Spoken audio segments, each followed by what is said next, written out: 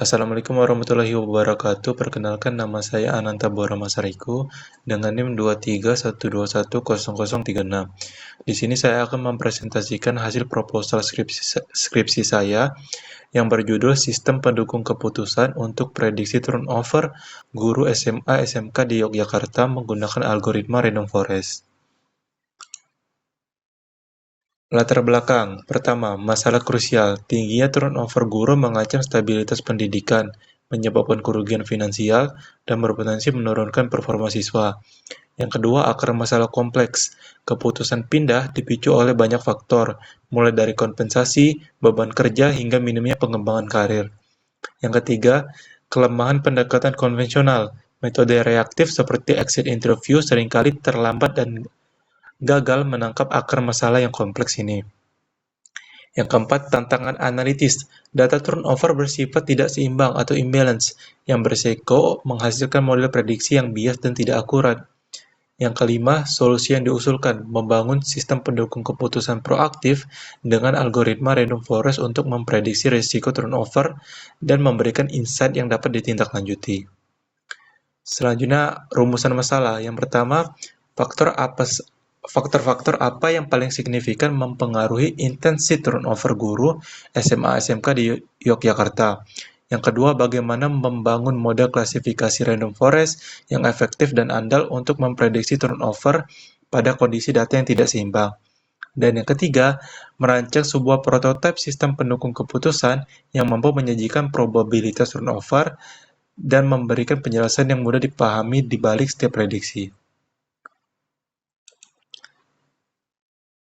Selanjutnya, tujuan penelitian. Yang pertama, mengidentifikasi dan menganalisis faktor-faktor paling signifikan yang mempengaruhi intensi turnover guru SMA SMK di Yogyakarta melalui pendekatan fitur importance dari algoritma random forest. Yang kedua, membangun dan mengevaluasi model klasifikasi prediktif berbasis algoritma random forest yang mampu menangani permasalahan data tidak seimbang atau imbalance data dalam memprediksi turnover guru. Dan yang ketiga, merancang dan mengimplementasi prototipe sistem pendukung keputusan yang menyajikan probabilitas turnover guru secara individual disertai dengan penjelasan faktor-faktor yang mempengaruhi prediksi tersebut. Selanjutnya, manfaat penelitian menyediakan sistem pendukung keputusan bagi sekolah untuk pengambilan keputusan yang lebih cepat dan tepat, serta menyusun strategi retensi guru secara efektif. Dan yang kedua, menyediakan model prediksi yang mampu menangani data tidak seimbang secara akurat, sehingga dapat mengidentifikasi guru berisiko tinggi atau beresiko tinggi turnover secara lebih andal. Dan yang ketiga, menghasilkan prototipe sistem pendukung keputusan yang menjanjikan prediksi risiko turnover beserta penjelasannya untuk tiap guru guna mendukung pengambilan keputusan yang lebih personal dan proaktif. Selanjutnya, tinjauan pustaka singkat. Tinjauan pustaka. Peran sistem pendukung keputusan. Penelitian seperti PARC 2024 menunjukkan bagaimana machine learning dapat dikembangkan menjadi sistem keputusan yang canggih. Sistem pendukung keputusan tidak hanya memprediksi, tetapi juga mengubah data historis menjadi decision intelligence, memungkinkan manajemen beralih dari pendekatan reaktif ke strategi proaktif yang berbasis data. Selanjutnya, prediksi atrisi dan keunggulan random forest. Penelitian oleh Pratama dan kawan-kawan 2025 dan Salma dan Al-Jauher 2024 mengonfirmasi bahwa algoritma random forest sangat efektif untuk tugas klasifikasi di bidang sumber daya manusia. Algoritma ini unggul dalam akurasi, mampu menangani hubungan data yang kompleks, dan menyediakan mekanisme fitur importance untuk mengidentifikasi prediktor dominan seperti gaji. Selanjutnya, tantangan dan solusi data. Tidak seimbang. Turnover adalah kejadian langka atau rare event yang membuat data sangat tidak seimbang. Studi oleh Shalika 2024 dan Gurk 2024 menunjukkan bahwa teknik oversampling seperti SMOTE sangat krusial dan efektif untuk meningkatkan kemampuan model dalam mendeteksi kelas minoritas atau kasus turnover.